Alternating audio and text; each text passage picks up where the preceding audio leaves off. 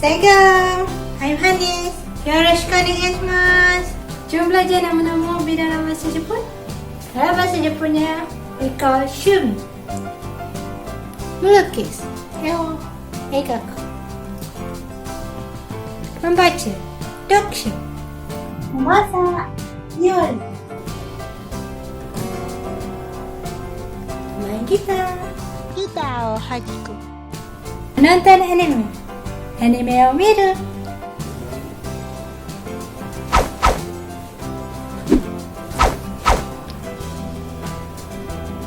Seni bertangkan diri. Budak. Membeli belah. Shopping. Okay, alhamdulillah. Sampai di sini dulu. That's all for today. InsyaAllah Ani akan sambung semula di video akan datang. Di sini Ani mengambil kesempatan ingin mengucapkan selamat Hari Raya Aidilfitri. Maaf zahir dan batin. Idul Mubarak untuk semua muslimin dan muslimah di seluruh dunia. Selamat Hari Raya. Bye. See you in the next video. Thanks for watching.